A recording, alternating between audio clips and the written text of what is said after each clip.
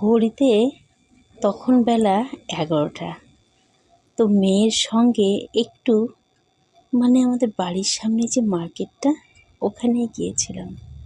তো দেখো, কিছুক্ষণ টোটোতে ওঠার জন্য দাঁড়িয়েছিলাম, আর এতটা রৌদ্র সহ্যই হচ্ছিল না। প্রচণ্ড রৌদ্রের মধ্যে দাঁড়িয়েছিলাম। দেখতেই পাচ্ছ চারিপাশটা কি সুন্দর ঝলমলা।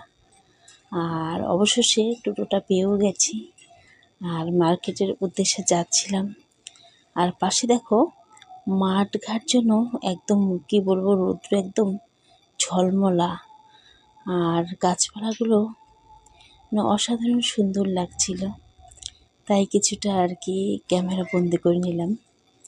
তো বেশ কিছুদিন পরেই আর কি মেয়ের সঙ্গে যাচ্ছি আর কি মার্কেটে।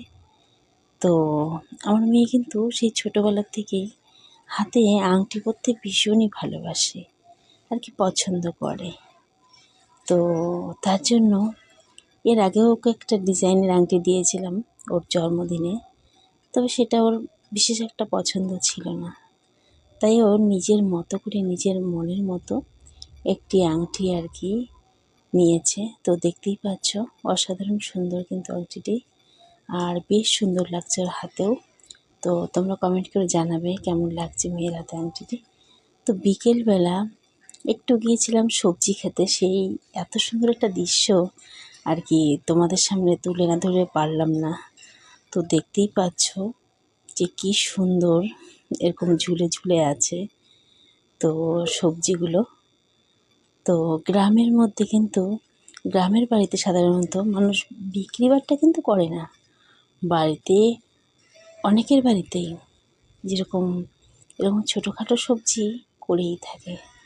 তো আমরাও একটু একটু শখেই করি আর কি, বেশ ভালো লাগে। তো দেখো এই সবজিটি দেখতেই পাচ্ছ কি সুন্দর লাগছে না, ঝুলে ঝুলে আছে।